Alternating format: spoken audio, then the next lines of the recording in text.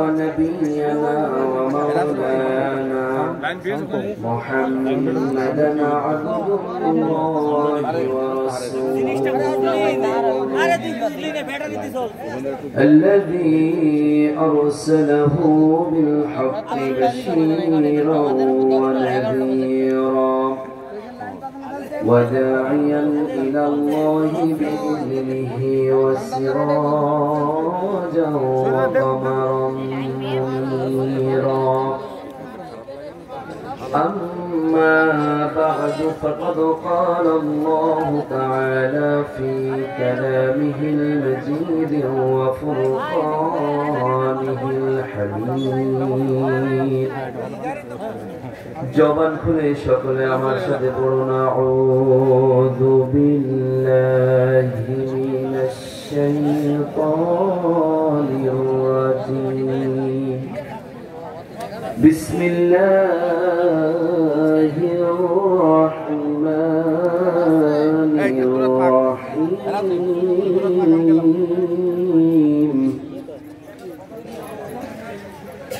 ولنبلونكم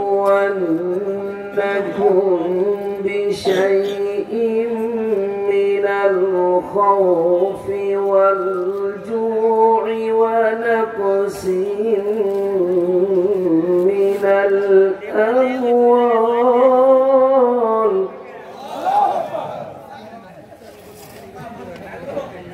ونقص من الأموال والأنفس والثمرات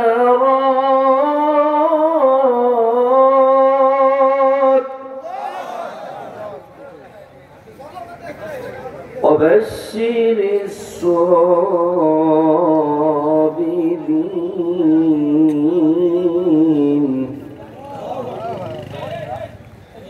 الذين إذا أصابتهم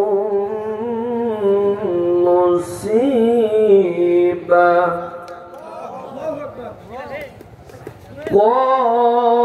قالوا إنا لله وإنا إليه راجعون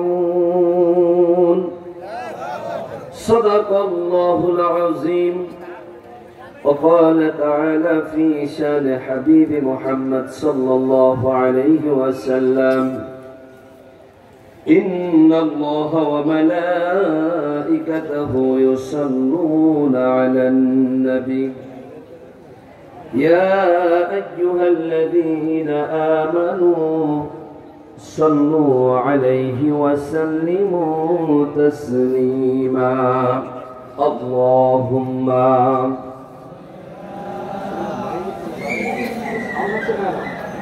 कर दिया बलग العلا بكماله كشف الدجى بجماله حسنت جميع خصاله صلوا عليه وعليه لا إله جور لا إله إلا الله لا إله الله الله কি যে মধুর নাম ঠিক না আল্লাহর নামে চা কোনো সুন্দর নাম এই পৃথিবীতে আছে আমরা আল্লাহর নামে বেশি বেশি করে জিকির করব পারবো না ইনশাআল্লাহ আল্লাহ আমাদের সকলকে কবুল করেন সবাই বলে আমিন আল্লাহু আল্লাহু কি যে মধুর নাম ধরার তামাম মনি মুক্তায় পান্নাহীরা সোনা দানায় হয় না তাহার দাম আল্লাহু আল্লাহু কি যে মধুর নাম লা ইলাহা জোরে লা ইলাহা لا إله إلا الله لا إله আকাশ বাতাস সাগর নদী গাইছে ও নাম নিরবধি। আকাশ বাতাস সাগর নদী গাইছে ও নাম নিরবধি। পাক পাখালির কণ্ঠে শুনি, পাক পাখালির কণ্ঠে শুনি তসবিহ করো রব। আল্লাহু, সবাই বলি আল্লাহু আল্লাহু, কি যে মধুর নাম। লা ইলাহা, জোরে লা ইলাহা, লা ইলাহা। ডাকলেও নাম সোহাগ ভরে, নিত্য জোয়ার প্রেম সাগরে।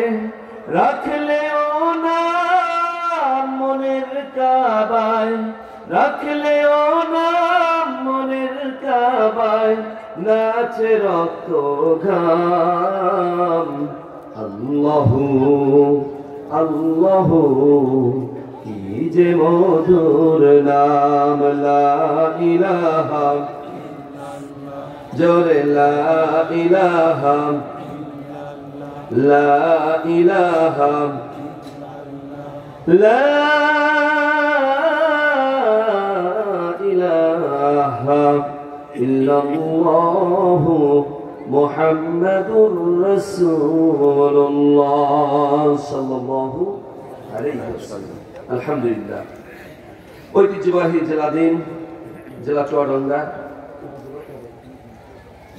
উপজেলা চুয়াডাঙ্গা এর গহরপুর আদর্শ হাফিজিয়া মাদ্রাসার তিনখানা উদ্যোগে তৃতীয় বার্ষিক তাফসীরুল কোরআন মাহফিলের সম্মানিত সুযোগ্য সাহেবে সদর, আজকের এই মাহফিলের সম্মানিত সভাপতি জনাব হাজী মোহাম্মদ আব্দুর রহিম মাস্টার, সাবেক প্রধান শিক্ষক। আজকের মাহফিলের প্রধান অতিথি জনাব মোহাম্মদ শফিকুর রহমান রাজু মাস্টার সহ বিশেষ অতিথি মিনাজউদ্দিন আহমেদ।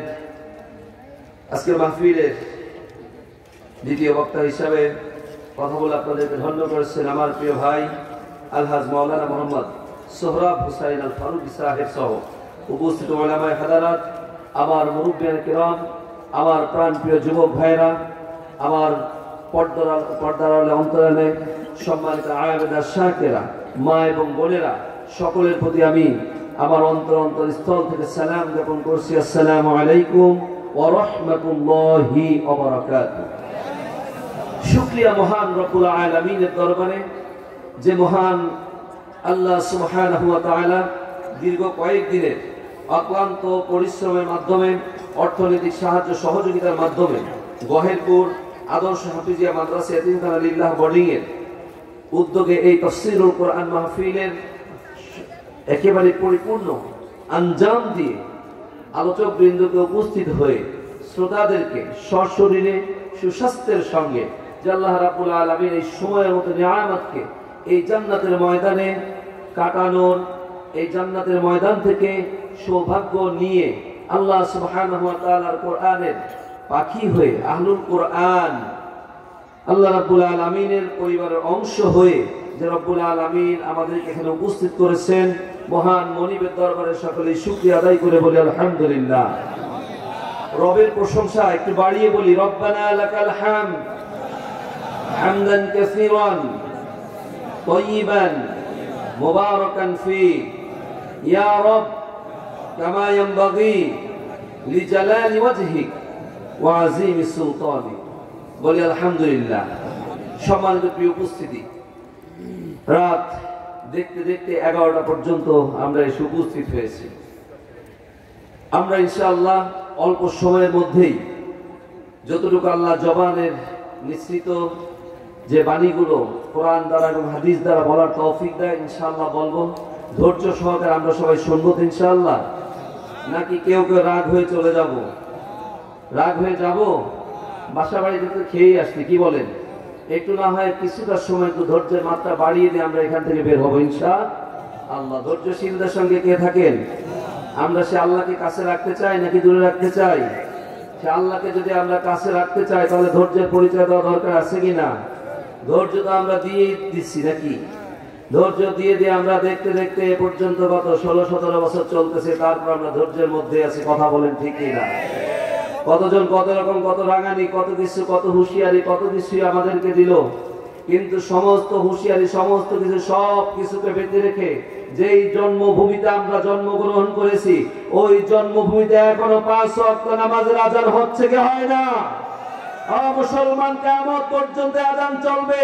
এই আজানের আল্লাহু আকবার তানি কেউ বন্ধ করতে পারবে না ইনশাআল্লাহ। সুতরাং আমরা কারো চোখ রাঙানি আমরা ভয় পাই না। আমরা মুসলমান, আমরা বাতিলের কাছে মাথা নত করতে শিখিনি। আমরা আমাদের মাথা উঁচু করে আমরা আল্লাহর জমিনে আমরা ইসলামকে প্রতিষ্ঠিত করব ইনশাআল্লাহ। সম্মানিত প্রিয় হাজিরিন, কথা বলতে গেলে অনেকেই অনেক রকম ধমক দিতে চায়, মারমুখী হতে চায়। এটা তো আল্লাহ রাব্বুল আলামিন কোরআনেই বলে দিয়েছে। এর জন্য কারো চোখ রাঙানি, কারো ধমকানি, কোনো কিছুকে আমরা পরোয়া করি না। হক যেটা দায়িত্ব আল্লাহ দিয়েছে, হকটা বলতে হবে। এখানে মুসলমানের সন্তান তা গোপন করতেও পারবে না, বাধা দিতেও। যদি দেয়, وَإِذَا تُتْلَى عَلَيْهِمْ آيَاتُنَا بَيِّنَاتٍ تَعْرِفُ فِي وُجُوهِ الَّذِينَ كَفَرُوا الْمُنكَرَ يَكَادُونَ يَسْطُونَ بِالَّذِينَ يَتْلُونَ عَلَيْهِمْ آيَاتِنَا قُلْ أَفَأُنَبِّئُكُم بِشَرٍّ مِّن ذَلِكُمْ النَّارُ। রব্বুল আলামিন বলেন, যখন কোন বাতিলের সামনে, কোরআন বিরোধীর সামনে, ইসলাম বিরোধীর সামনে, কোন মুনাফিকের সামনে যখন আল্লাহর কোরআন থেকে খুলে খুলে যখন কথা বর্ণনা করা হয়, তার মধ্যে এক শ্রেণীর মানুষ আছে, ওই মুনাফিকদের, ওই কাফেরের রক্ত, ওই কাফেরের সংস্পর্শ, বাতিলের উপরে যারা প্রতিষ্ঠিত থেকে ইসলামকে যারা দমাতে চায়, ওই মানুষগুলোর অবস্থা হবে উজুহুল মুনকার, চেহারাটা আল্লাহ বলেন কালো হয়ে যাবে। কি হবে? উজুহুল মুনকার, আল্লাহ বলেন চেহারা কালো হয়ে যাবে। এরপরেও যদি তার কালো চেহারা দেখে কোরআন বর্ণনাকারী, কোরআনের তাফসীর কারক যারা, তারা যদি তার চেহারা দেখেও যদি ভয় না পায়, রব্বুল আলামিন বলেন দ্বিতীয় স্টেপে তার অবস্থাটা হবে ইয়াকাদুনা ইয়াসতুনা বিল্লাযীনা ইয়াতলুনা আলাইহিম আয়াতিনা। ওই বাতিলরা তখন আলেমদের উপরে হাত তুলবে, আলেমরা যেন হক কথা বলতে না পারে, গ্রেফতার করবে। আলেমরা যেন আল্লাহর জমিনে আল্লাহর কোরআনের দাওয়াত, আল্লাহর জমিনে আল্লাহর কোরআনকে প্রতিষ্ঠিত না করতে পারে, এর জন্য তার উপরে মারমুখী হয়ে আসবে। হয় কি হয় না? বিভিন্ন জায়গায় যখন শৃঙ্খলার অবনতি, বিভিন্ন রকম যখন ইসলামের মধ্যে অসঙ্গতি নিয়ে আল্লাহর কোরআনের দায়ীরা কথা বলে, দেখা যায় কিছু কিছু মানুষ ওই দায়ীর উপরে মারমুখী হয়ে আসে।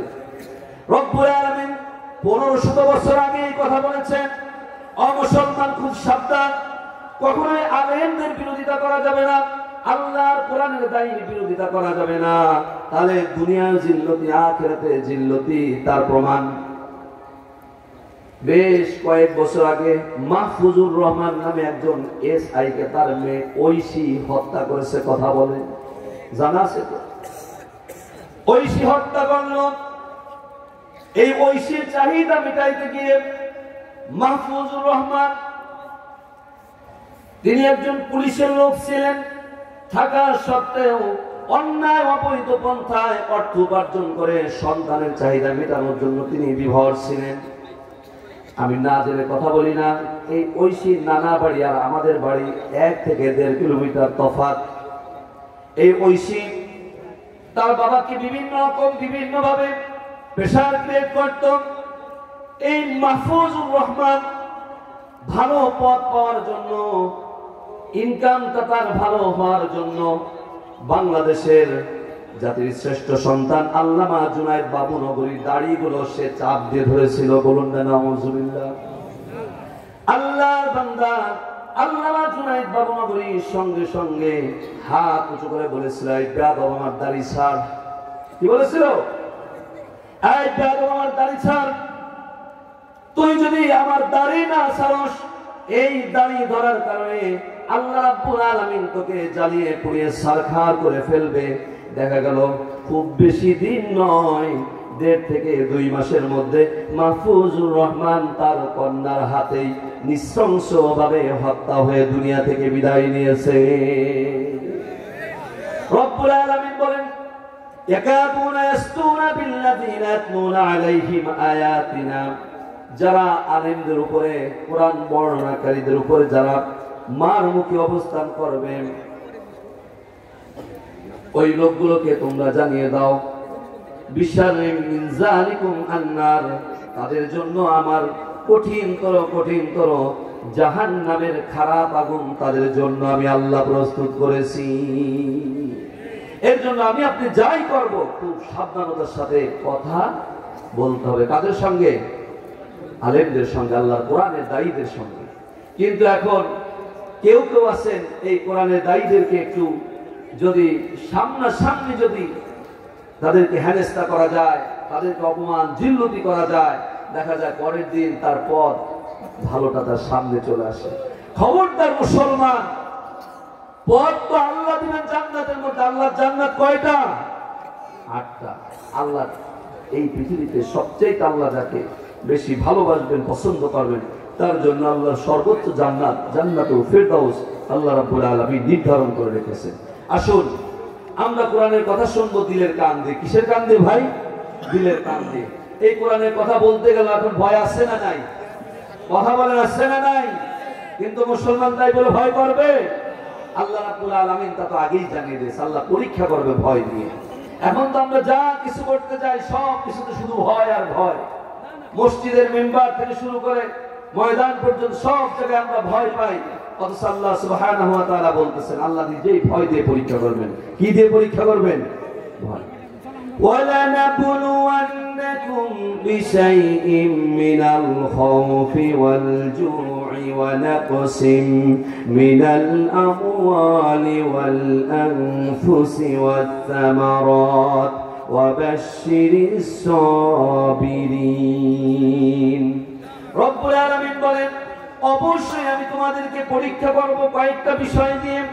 তার মধ্যে প্রথম নম্বর হলো ভয়। একটু জোরে বলে, তার মধ্যে প্রথম নম্বরটা কি? এখন বলেন, ভয় এই পৃথিবীতে আছে না নাই? প্রত্যেকটা দেশে ভয় আছে।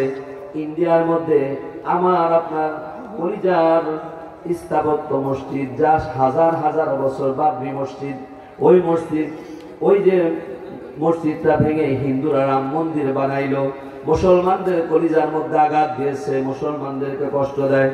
তাদের টার্গেট হলো মুসলমান কেন কথা বলে না? মুসলমান যদি কথা বলে, যে 22 কোটি মুসলমান এই ভারতের ভূমিতে আছে, কথা বলার সঙ্গে সঙ্গে পাখির মতো গুলি করে তাদেরকে দুনিয়া থেকে বিদায় করে এই ভারতের মধ্যে আর কোনো মুসলমান রাখবো না। কি নীল নকশা, চিন্তা করছে। বাবরি মসজিদে রাম মন্দির হয়ে গেল, মুসলমান কথা বলে নাই, তাদেরও লক্ষ্য উদ্দেশ্য হাসিল হয় নাই। এখন আবার তারা ধরেছে আদি মসজিদ, যে মসজিদে একজন নয়, দুইজন নয়, লাখের উপরে মুসল্লি একসঙ্গে নামাজ আদায় করতে পারে। এই মসজিদের মধ্যেও তারা এখন মূর্তি ঢুকিয়ে সেখানে ইবাদত করতেছে মূর্তির। ও মুসলমান, এইভাবে প্রত্যেকটা দেশে দেশে মুসলমানদের উপরে নির্যাতন নিপীড়ন চলছে, কোনোটা কোনো প্রত্যক্ষভাবে, কোনোটা কোনোটা পরোক্ষভাবে। কিন্তু আমার আপনার এই ব্যাপারে ভয় আছে না নাই? সে ভয় নিয়ে আজকে সারা পৃথিবীতে মুসলমানরা বসবাস করতেছে। যারাই সামনে যায় তারাই হযরত হুযায়ফার পরিচয় দেয়। একটু বলুন না সুবহানাল্লাহ। কেমন এই ভয়ের পরিচয়? আল্লাহ রাসূল সাল্লাল্লাহু আলাইহি ওয়াসাল্লাম দুনিয়া থেকে বিদায় হয়েছেন। রোম সম্রাট হেরাক্লিয়াস হযরত ওমর রাদিয়াল্লাহু তাআলা আমিরুল মুমিনিন অবস্থায় রোম সম্রাট হেরাক্লিয়াস মদিনার কিছুটা অংশ সে জবরদখলে নেয়। হযরত ওমর রাদিয়াল্লাহু তাআলা সমস্ত মুসলমানদেরকে এলান করলেন, ঘোষণা দিলেন, মদিনার সম্পদ খ্রিস্টানদের দখলে যায়, তোমরা কি সম্পদ রক্ষা করবে না? মুসলমানরা জড়ো হয়ে গেল। এক চিমটি পরিমাণ মদিনার ভূখণ্ড থেকে মাটি আমরা কোনো খ্রিস্টানকে ভোগ করতে দেব না, এটা মুসলমানের সম্পদ, মুসলমানের সম্পদ মুসলমানরা রক্ষা করবে, এটাই হলো ঈমানের পরিচয়। হযরত ওমর রাদিয়াল্লাহু তাআলা আনহুর কাছে এসে টাকা দিলেন, পয়সা দিলেন, যুদ্ধে যাওয়ার জন্য নিজের নামটা লেখাইলেন। এর মধ্যে একজন সাহাবী হযরতে হুযায়ফা সাহাবী রাদিয়াল্লাহু তাআলা আনহু তিনিও তার নাম লেখাইলেন।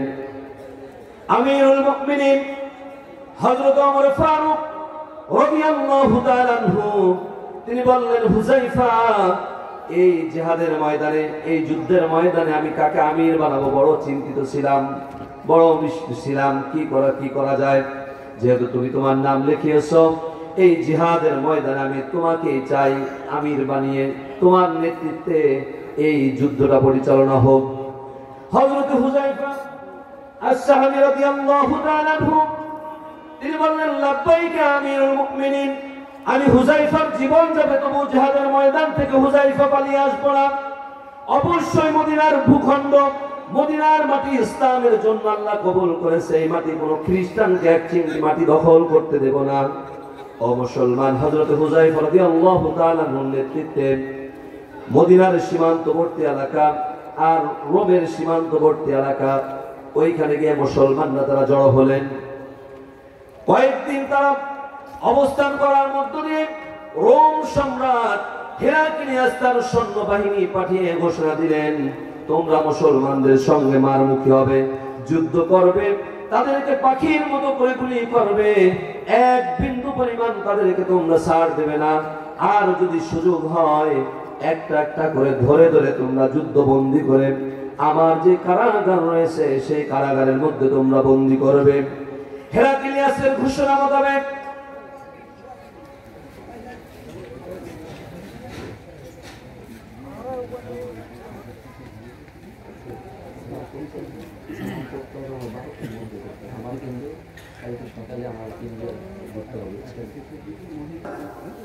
আমিরুল মুমিনিন হযরত ওমর ফারুক রাদিয়াল্লাহু তাআলা আনহু জিহাদের ময়দানে, যুদ্ধের ময়দানে যাওয়ার জন্য সৈন্য সাজাইছেন। কি সাজাইছেন? কোথায় গিয়েছে? মদিনার সীমান্তবর্তী এলাকা,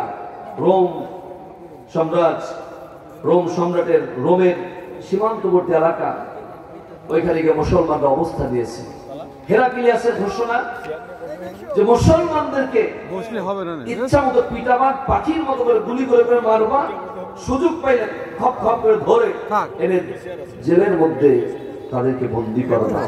এখনো পাক্কা ইমানদার মুসলমানদেরকে জেলের মধ্যে ঢুকানো হয় কি হয় না মুসলমান?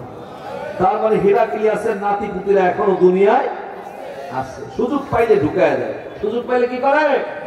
ঢুকিয়ে দেয়। হযরত ওমর ফারুক রাদিয়াল্লাহু তাআলা আনহু ঘোষণা মোতাবেক, ওইদিকে হেরাক্লিয়াসের ঘোষণা মোতাবেক যুদ্ধমুখী হয়ে গেল মুসলমান এবং খ্রিস্টানের দল। দেখা গেল ভাগ্য খারাপ নসিব, সমস্ত মুসলমান হেরাক্লিয়াসের বাহিনীর কাছে বন্দী হয়েছে। হযরত হুযায়ফা সাহাবী রাদিয়াল্লাহু তাআলা আনহু তিনিও বন্দী হয়ে গেলেন।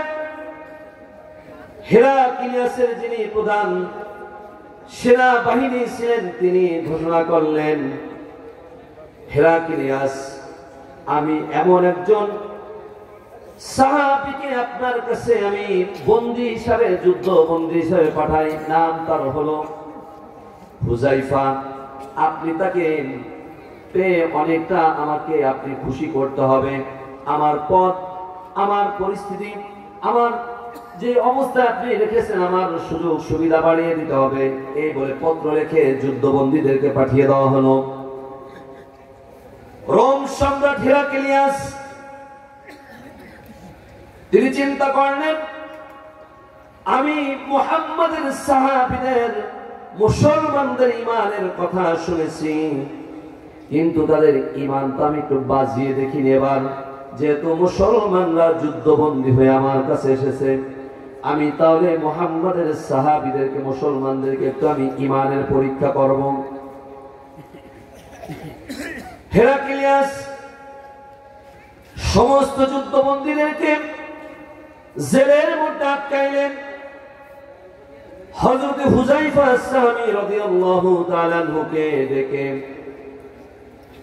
হেরাক্লিয়াস বলতেছেন, হুযায়ফা, তোমার নামটা এর আগে আমি অনেকবার শুনেছি, তোমার নামটা আমার কাছে পত্রের মাধ্যমে এসেছে। অবশ্যই তুমি একজন বিচক্ষণ মানুষ, অবশ্যই তুমি একজন জ্ঞানী মানুষ। আমি তোমার কাছে একটা প্রস্তাব রাখবো, তুমি যদি সত্যিকার অর্থে বিচক্ষণ হও তাহলে অবশ্যই আমার প্রস্তাবটা তুমি গ্রহণ করবা। হুযায়ফা বললেন, কি এমন প্রস্তাব আপনার, কি এমন সিদ্ধান্ত আপনার, কি প্রস্তাব আপনি আমাকে দিতে চান?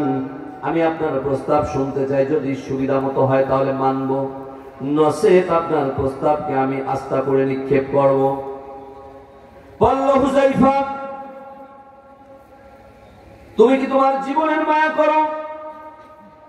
বলে, পৃথিবীতে প্রত্যেকটা মানুষ জীবনের মায়া করে, সে অন্যায়ভাবে তার জীবনকে বিলিয়ে দিতে পারে না, কিন্তু যদি হকের জন্য বাতিলের সামনে জীবন বিলাতে হয় তাহলে ওই মানুষ তার জীবন বিলাতেও কুণ্ঠাবোধ করে না। বলুন না সুবহানাল্লাহ। হেরাক্লিয়াস, যদি তুমি তোমার জীবনের মায়া করো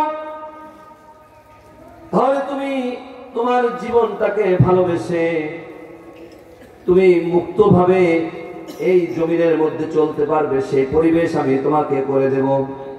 আমি তোমাকে মুক্তি দিয়ে দেব, তোমাকে মুক্ত করে দেব। তবে শর্ত হলো তোমাকে মুসলমানি এই ধর্ম থেকে বের হয়ে তোমাকে খ্রিস্টান ধর্ম গ্রহণ করতে হবে।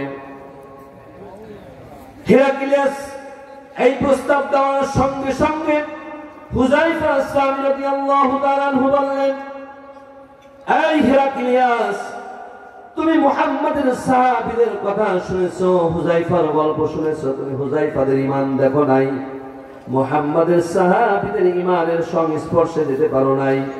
আমি তোমাকে শক্ত করে বলতেছি, আমার জীবন চলে যাবে তবুও এক মুহূর্তের জন্য আমি আমার ধর্ম থেকে আমি খ্রিস্টান ধর্মে দীক্ষিত হতে পারবো না।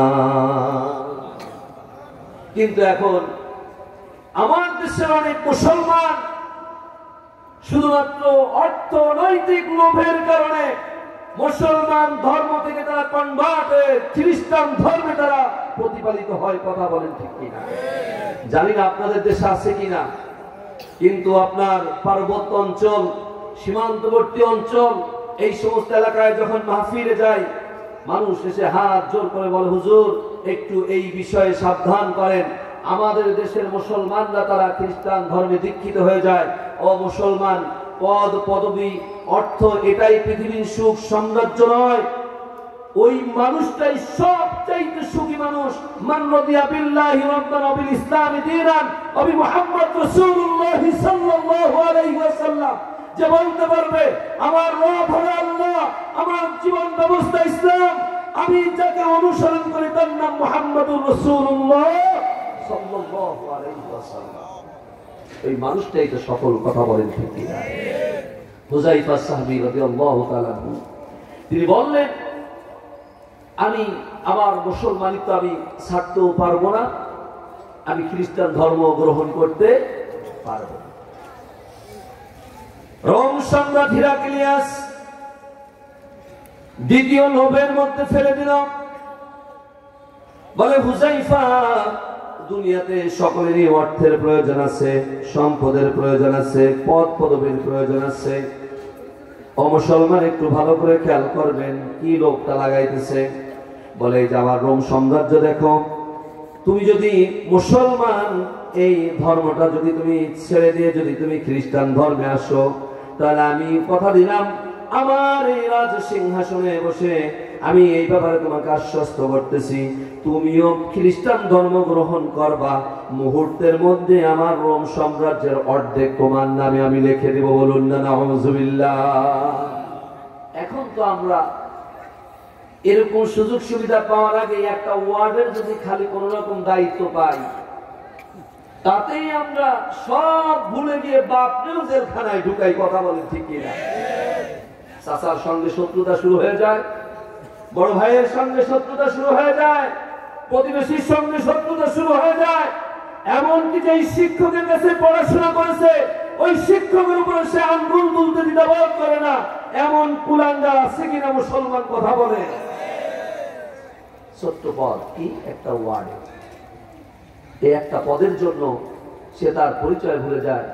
সে তার বাবার উপরে আঙ্গুল তুলে, বড় ভাইয়ের উপরে আঙ্গুল তুলে, প্রতিবেশীর উপরে আঙ্গুল তুলে তহমত দেয়। কি তহমত দেয়? রব্বুল আলামিন বলেন, ইন্নাল্লাযীনা আজরামু কানু মিনাল্লাযীনা আমানু ইয়াদহাকুন। এই সমস্ত অপরাধীরা একটু পদ পদবি পেয়ে, তখন দেখা যায় বাপ যদি কোনো ইসলামী আন্দোলন, ইসলামের সঙ্গে জড়িত থাকে, কোনো ভালো কোনো জায়গায় তার আশা দেওয়া থাকে, বাপরে দেখে দেখে বলে কি করেন, আগামী 100 বছরও তো খবর হবে না, এই বলে বলে তারা হাসে। কি করে? হাসে, বলে কি করতেছো, কি হইতেছে, কোনো কাজ হবে না। রব্বুল আলামিন বলেন, ইজা মাররু বিহিম ইয়াতাগামাজুন। চায়ের দোকানে বসা থাকে, বিভিন্ন বাজার ঘাটে রাস্তার পাশে বসা থাকে দল দল নিয়ে। আর যদি আল্লাহর সম্মানিত বান্দারা পাশ দিয়ে যায়, তাদেরকে দেখে চোখ টিপে টিপে হাসে আর আঙ্গুল তুলে তুলে তাদেরকে দেখায়, আসছে না নাই? বলে ওই যাইতেছে, ওই যে যাইতেছে টুপিওয়ালার দল, কাজ হবে না। রব্বুল আলামিন বলেন, শুধু তাই নয়, ওয়াইদারাহুম ক্বালু ইন্না হাউলাই লাদাল্লুন। এমন কি যারা আমার কোরআন নিয়ে, ইসলাম নিয়ে, আমার কোরআনকে যারা আমার জমিনে বাস্তবায়ন করতে চায়, আমার জমিনে যারা ইসলামকে প্রস্ফুটিত করতে চায়, তারা শুধু এমনটা নয়, ওই ইসলাম যারা আল্লাহর জমিনে প্রতিষ্ঠিত করতে চায় তাদেরকে লাদাল্লুন বলে, পথভ্রষ্ট করে, তাদেরকে ইঙ্গিত করে। বলুন না নাউযুবিল্লাহ। আমার প্রিয় বন্ধুগণ, রব্বুল আলামিন বলেন, এই দায়িত্ব তাদেরকে দেওয়া হয় নাই, এটা অবশ্যই তাদেরকে দায়িত্ব দেওয়া হয় নাই। তাদেরকে আমি আল্লাহ কিয়ামতের ময়দানে এমন শাস্তির আসনে তাদেরকে আমি আদিষ্ট করব, আর পৃথিবীতে যাদেরকে তারা অপমান জিল্লতি লাঞ্ছনা করেছে, আমি আল্লাহ ওই সমস্ত মাজলুমদেরকে আমার জান্নাতের মধ্যে সোফার মধ্যে বসে, উচ্চ আসনে বসে আমি আল্লাহ বলবো, দুনিয়াতে তোমাদেরকে কষ্ট দিয়েছিল, জিল্লতি করেছিল, অপমানি করেছিল, সামান্য পদ পদবি পাওয়ার দরুন তোমাদের উপরে তারা জুলুম করেছিল, তোমাদেরকে মাজলুম বানিয়েছিল। ও আমার বান্দা বান্দীরা, আজকে আমি তাদেরকে শাস্তি দেই। হাল সুবিবাল কুফারু মা কানু ইয়াফআলুন। তোমাদের সঙ্গে যেমনটা করেছিল আজকে আমি তেমনটা করতেছি, বলো তাদের শাস্তি ঠিক আছে কিনা? আল্লাহ এভাবে জিজ্ঞাসা করবে। এর জন্য সাধু সাবধান, সবকিছু পেয়ে পূর্বের কথা ভুলে যাওয়া যাবে না। যার যার দল দল যেখানে, যার যার ক্ষমতা যেখানে, ওটা ওইখানেই প্রয়োগ করো। প্রতিবেশীকে কষ্ট দেওয়া যাবে না, ভাইকে কষ্ট দেওয়া যাবে না, বন্ধু বান্ধবকে কষ্ট দেওয়া যাবে না, শিক্ষকদেরকে কষ্ট দেওয়া যাবে না, সমাজের মধ্যে বিশৃঙ্খলা সৃষ্টি করা যাবে। হুযায়ফা অর্ধেক সাম্রাজ্যের লোভ পেয়েছে, তবুও সে মাথা নত করে না। বলল, এই হেরাক্লিয়াস, তুমি আমাকে অর্ধেক সাম্রাজ্য কেন? যদি তোমার রোম সাম্রাজ্য সম্পূর্ণটা আমার নামে লিখে দাও, আর শুধু তাই নয়, আরব বিশ্বের সমস্ত সম্পদ যদি আমার নামে লিখে দেওয়া হয়, আর আমাকে যদি বলা হয় 1 সেকেন্ডের জন্য, 1 মুহূর্তের জন্য ইসলামকে বেঁধে রেখে বাতিলের সঙ্গে খ্রিস্টান ধর্মে দীক্ষিত হওয়ার জন্য, আমি হুযায়ফা সমস্ত পৃথিবীর সম্পদ আমি মুহূর্তের মধ্যে আমি ছেড়ে দিতে পারবো, কিন্তু আমার ঈমান, আমার জীবন ইসলাম থেকে 1 মুহূর্তের জন্য বিদায় হবে না। বলুন না সুবহানাল্লাহ। কি ঈমান ছিল, কি ঈমানি জজবা ছিল। বলতেছে, হুযায়ফা, কাজটা তুমি ঠিক করো নাই, কাজটা তুমি ঠিক করো নাই। তুমি কি জানো আমি কত শাস্তি দিতে পারি? বলে, কি এমন শাস্তি তুমি দিবা? আমরা মুসলমানরা সেই শাস্তি তো আমরা দেখতে দেখতে, আমরা তার মোকাবেলা করতে করতে আমরা বড় হয়েছি। আমি তোমার কোনো শাস্তিকে পরোয়া করি না। মুহূর্তের মধ্যে জেলবন্দি একজন মুসলমান নিয়ে আসা হলো, ডেক্সির মধ্যে তেল গরম করা হলো, ওই ফুটন্ত তেলের মধ্যে আল্লাহর একজন নিরপরাধ বান্দাকে নিক্ষেপ করে দেওয়ার সঙ্গে সঙ্গে হুযায়ফা সামি রাদিয়াল্লাহু তাআলা আনহু চোখ দিয়ে পানি গড়গড় করে পড়তেছে, তার মুসলমান ভাই দুনিয়া থেকে বিদায় হইতেছে। বলল, হুযায়ফা, এই যে যে মানুষটাকে আমি যা করলাম সেম এমনই অবস্থা তোমারও হবে। যদি তুমি খ্রিস্টান ধর্ম গ্রহণ না করো তাহলে তোমাকে ফাঁসির কাস্টে নেওয়া হবে, জুলুম করা হবে, তোমার উপর নির্যাতন করা হবে, সর্বশেষ তোমাকে এই জমিন থেকে বিদায় করা হবে নিকৃষ্টভাবে। হযরত হুযায়ফা সামি রাদিয়াল্লাহু তাআলা আনহু বললেন, তুমি আমার জেল দিতে পারো, জুলুম করতে পারো, নির্যাতন করতে পারো, ফাঁসির কাস্টে নিতে পারো, আমি হুযায়ফা যে ঈমানের স্বাদ আমার আল্লাহর কাছ থেকে পেয়েছি, এই স্বাদ আমি কোনোদিন আমি আমার আল্লাহ রাব্বুল আলামিনকে নারাজ করে আমি খ্রিস্টান ধর্ম গ্রহণ করব না। মুমিন তো কখনো মাথা নত করে না, হোক না সে বন্দী কারাগারে। মুমিন কখনো তার মাথা নত বাতিলের সামনে করবে না। তার প্রমাণ আমরা পাইছি কি পাই নাই? পাইছি কি পাই নাই? মুসলমান খুলে বলা দরকার আছে। মুসলমান আমাদের আকাবির, আমাদের পূর্বসূরি আমাদেরকে শিখিয়ে গেছে কি করে ঈমান বাঁচাতে হয়, কি করে বাতিলের সামনে তার মাথাকে উঁচু করে আল্লাহর জমিনে যেই কয়দিন বাঁচতে হয় ওই কয়দিন বাঁচার মতো বাঁচবে, লড়াই করে বাঁচবে, তবু বাতিলের সামনে মাথা নত মুসলমান করবে। মুমিন তো কখনো মাথা নত করে না, হোক না সে বন্দী কারাগারে। আল্লাহর ভালোবাসা যে পেয়েছে রুখবে বলো তারে কেমন করে। মুমিন তো কখনো মাথা নত করে না, হোক না সে বন্দী কারাগারে। কত মুমিন এখনো বন্দী কারাগারে আছে, মাপ চাইতে বলছে, ক্ষমা চাইতে বলছে, বলছে না আমরা বাতিলের কাছে ক্ষমা চাওয়া শিখি নাই, আমরা বাতিলের কাছে মাথা নত করতে শিখি নাই, আমরা কোনো চুরি করে, ডাকাতি করে, জেনা করে, ধর্ষণ করে, আমরা মানুষের সম্পদ লুণ্ঠন করে কারাগারে আসি নাই। আমাদের কারাগারে আসার মূল অপরাধ বাতিলের কাছে আমরা আল্লাহর কোরআনকে আল্লাহর জমিনে প্রতিষ্ঠিত করতে চাই। সুতরাং যেই কয়েকদিন বাঁচবো আল্লাহর কোরআন আল্লাহর জমিনে প্রতিষ্ঠা করার আন্দোলন আমরা করব, তবুও বাতিলের কাছে আমরা মাথা নত করব। আমাদেরকে শিক্ষা দিয়েছেন ফিলিস্তিনের মুসলমানরা, আমাদেরকে শিক্ষা দিয়েছেন চেচনিয়ার মুসলমানরা, আমাদেরকে শিক্ষা দিয়েছেন বসনিয়ার মুসলমানরা, আমাদের উত্তরসূরি হুযায়ফা আমাদেরকে শিক্ষা দিয়ে গেছেন বাতিলের কাছে মাথা নত করা যাবে না। ঈমান বাঁচিয়ে রাখতে কি করতে হবে ভাই? ঈমান বাঁচিয়ে রাখতে কাকে ভয় করে? আল্লাহ। হযরত হুযায়ফা সামি রাদিয়াল্লাহু তাআলা আনহুকে গ্রেফতার করা হলো, ফাঁসির কাস্টে তাকে নিয়ে যেতে বলা হলো। হযরত হুযায়ফা সামি রাদিয়াল্লাহু তাআলা আনহু ফাঁসির কাস্টে জল্লাদ প্রস্তুত। এমন অবস্থায় হুযায়ফা রাদিয়াল্লাহু তাআলা আনহু চোখ দিয়ে পানি গলগল করে পড়ে। এবার ওইখানে যে সমস্ত লোক ছিল তারা বলল, ওই যে দেখেন আপনাকে ভয় পেয়েছে, অবশ্যই এখন যদি তাকে প্রস্তাব করেন তাহলে সে খ্রিস্টান ধর্ম গ্রহণ করবে। এখন যদি তাকে আপনি প্রস্তাব দেন খ্রিস্টান ধর্ম গ্রহণ করার জন্য, খ্রিস্টান ধর্ম গ্রহণ করবে। হেরাক্লিয়াস বলল তাকে ডাকা হোক। সঙ্গে সঙ্গে ডেকে আনা হলো। বলা হলো, তোমাকে আমি আবারও বলতেছি, তোমার জীবনটা ফাঁসির কাস্টে না দিয়ে তুমি মুসলমানি এই ধর্ম বাদ দিয়ে তুমি খ্রিস্টান ধর্ম গ্রহণ করো, অবশ্যই তুমি বিচক্ষণতার পরিচয় দিবে, তুমি নিজেও বাঁচবে, আবার তোমার সম্পদ হবে, তোমার ক্ষমতাও হবে, সব কিছু হবে। তুমি মুসলমানি ধর্ম তুমি বাদ দাও, খ্রিস্টান ধর্ম গ্রহণ করো। হযরত হুযায়ফা রাদিয়াল্লাহু তাআলা আনহু বললেন, হয়তো তুমি ভেবেছো আমি তোমাকে ভয় করে চোখের পানি ছেড়েছি, আমি তোমাকে ভয় করে আমার চোখ দিয়ে পানি বিসর্জন দিয়েছি, এমনটা নয়। আমি হুযায়ফা সারা জীবন শাহাদাতের তামান্না নিয়ে আমি চলেছি। আমি চেয়েছি শহীদ হব, আমার জীবনটা ইসলামের জন্য আমি ব্যয় করব, আমার জীবনটা আমার লক্ষ্য উদ্দেশ্য এমন ছিল।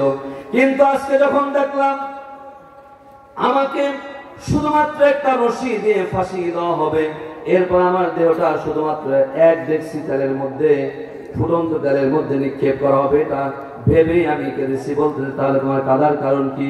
আমি ভেবেছিলাম, আশা করেছিলাম আমার শরীরের মধ্যে যতগুলো লোমকূপ রয়েছে প্রত্যেকটা লোমকূপের বিনিময়ে এক একটা ডেকচিতে তেল গরম করা হবে। আমার শরীর থেকে এক একটা লোমকূপকে আলাদা করা হবে।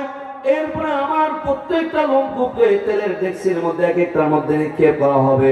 এই করে করে যদি আমাকে সর্বোচ্চ কষ্ট দিয়ে আমাকে যদি দুনিয়া থেকে বিদায় করা হয়, তাহলে আমিও আশা রাখি কাল কিয়ামতের ময়দানে আল্লাহ রাব্বুল আলামিনের সামনে আমার সব চাইতে বেশি আল্লাহ মর্যাদাশীল জান্নাতীদের মধ্যে আমাকে আল্লাহ মর্যাদা দান করবে। আসুক যতই ঝড়, আসুক বিপদ, চলতে হবে সে তো নিয়েছে শপথ।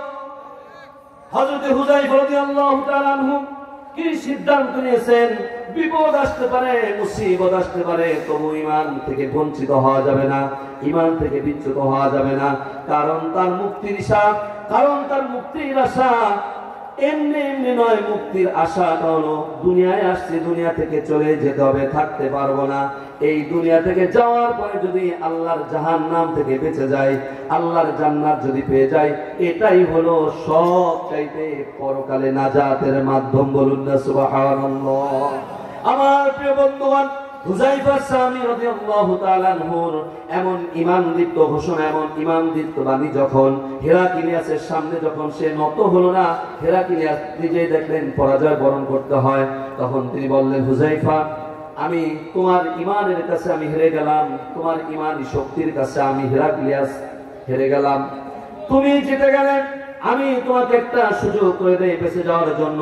আমারও মান সম্মান ইজ্জত বাঁচে না, আমিও তোমার লক্ষ লক্ষ মুসলমান যুদ্ধবন্দী তোমার আটকিয়ে রেখেছি, তাদেরও কোন শাস্তি দেবো, কি করবো আমিও ভেবে উঠতে পারতেছি না। তবে তুমি যদি আমার কপালের মধ্যে একটা চুমু দাও, তাহলে ওই চুমুটার কারণে আমি তোমাকে মুক্ত করে দিতে পারি। সঙ্গে সঙ্গে হুযায়ফা সামি রাদিয়াল্লাহু তাআলা আনহু বিচক্ষণ মানুষ, জ্ঞানী মানুষ, তিনি চিন্তা করলেন লক্ষ লক্ষ মুসলমান জেলের পরাকাষ্ঠে তারা কষ্ট পাইতেছে, নির্যাতন নিপীড়নের মধ্যে রয়েছে। তখন তিনি বললেন, আমি তোমার কপালের মধ্যে লোক দেখানো একটা চুমু দিতে পারি, তবে শর্ত হলো সমস্ত মুসলমানদেরকে মুহূর্তের মধ্যে তোমাকে জেল মুক্ত করতে হবে। জেল মুক্ত করে হুযায়ফা রাদিয়াল্লাহু তাআলা আনহু ওমর রাদিয়াল্লাহু তাআলা আনহুর কাছে গেলেন। ওমর রাদিয়াল্লাহু তাআলা বলতেন, তোমরা সবাই যুদ্ধবন্দী হয়েছে, আমরা এর একটা আন্তর্জাতিক একটা সলা পরামর্শ করব কিভাবে আসলে। যখন হুযায়ফা রাদিয়াল্লাহু তাআলা আনহু এই কথা বললেন, হযরত ওমর ফারুক রাদিয়াল্লাহু তাআলা আনহু বললেন, সমস্ত মুসলমানদের দায়িত্ব হুযায়ফা সামি রাদিয়াল্লাহু তাআলা আনহুর মাথার মধ্যে একটা করে চুমু দেওয়া। ও মুসলমান, পৃথিবীতে আল্লাহ সুবহানাহু ওয়া তাআলার সামনে যদি ঈমানী শক্তি, ঈমানী কুওয়াত নিয়ে যদি আমরা চলতে পারি, ঈমান বাঁচিয়ে থাকতে পারি, যতই জুলুম নির্যাতন নিপীড়ন যাই হোক না কেন, আমার আপনার যা এই পৃথিবী থেকে নিয়ে যেতে হবে তার নাম কি? ঈমান। তার নাম কি? ঈমান। সেই ঈমান আমার আপনার বাঁচানো দরকার আছে কিনা মুসলমান? সেই ঈমান যদি বাঁচিয়ে চলতে পারি, তবেই কিনা এই পৃথিবীটা আমার আপনার জন্য সফল। আমার আপনার উত্তরসূরিরা যে শিক্ষা দিয়ে গেছে, বাতিলের কাছে তারা মাথা নত করে নাই, তারা কারো কাছে ক্ষমাও চায়নি, তারা ফাঁসির কাছে হাসতে হাসতে গিয়েছে। আমি আপনি ফাঁসির কাছেও যদি যাওয়া লাগে, হাসতে হাসতেই যাব। দুনিয়াতে যদি ওই কষ্টে চোখের পানিও যদি পড়ে, আল্লাহ রাব্বুল আলামিনের জান্নাত আমরা হাসতে হাসতে আল্লাহর জান্নাত আমরা অর্জন করব ইনশাআল্লাহ। তবে কথা হলো, সমাজের মধ্যে কোনো ভেদাভেদ সৃষ্টি করবেন না। কে কোন দল করেন এটা নিয়ে কোনো ভেদাভেদ সৃষ্টি করা যাবে না। ভ্রাতৃত্বের বন্ধনকে দৃঢ় রাখবেন, সামাজিক পরিবেশ ঠিক রাখবেন, দেখবেন যে এতে আপনার আমার যে উপকার সবচেয়ে বেশি হবে।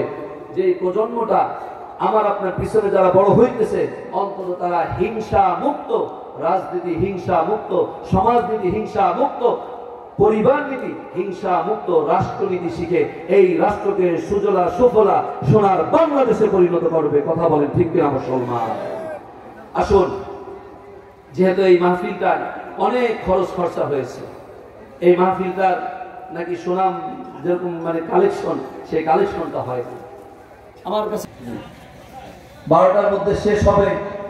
যেহেতু এই মাহফিলের খরচ খরচা অনেক বেশি হয়েছে, তাহলে ইনশাল্লাহ সেই দিকে লক্ষ্য রেখে আমরা আরেকটু কথা বলি, কে কি দিব এই ব্যাপারে আমরা একটু ইনশাল্লাহ আশ্বস্ত করি, যাতে এই মাহফিল ইন্তেজামিয়া কমিটি, যেহেতু এই মাদ্রাসার একটা নুরানি মাদ্রাসা, এই মাদ্রাসার অনেক অর্থের প্রয়োজন হয়। হ্যাঁ জি